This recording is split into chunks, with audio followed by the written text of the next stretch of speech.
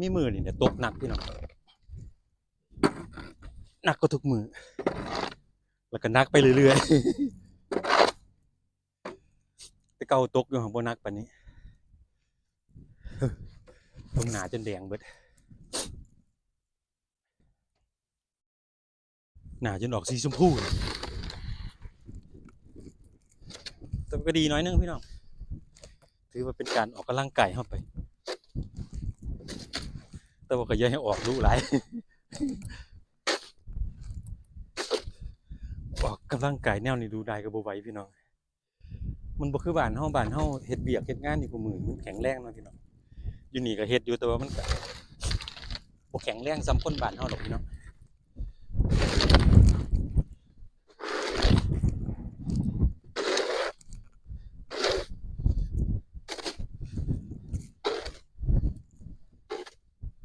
เพียงหัวเข่าท่วมหัวเข่าเลย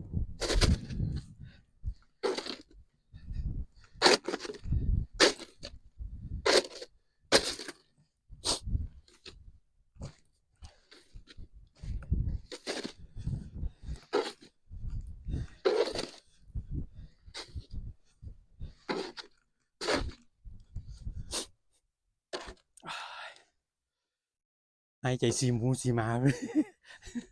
บ่ธรรมดาเด้พี่น้องเอ้ย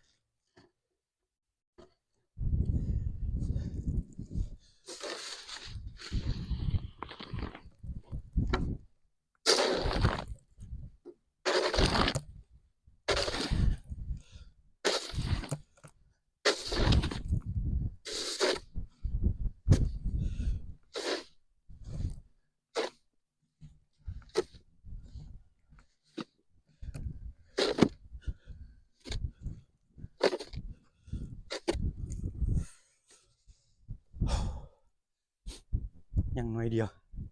อดเอาบ่ไหวบ่ไหว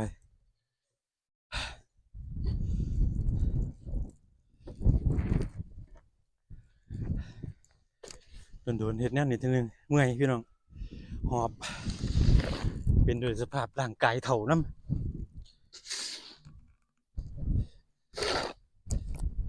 บ่คือเด็กน้อยเด็กน้อยก็นอนเกือกนอนกิ้งอยู่เบิดมื้อก็ได้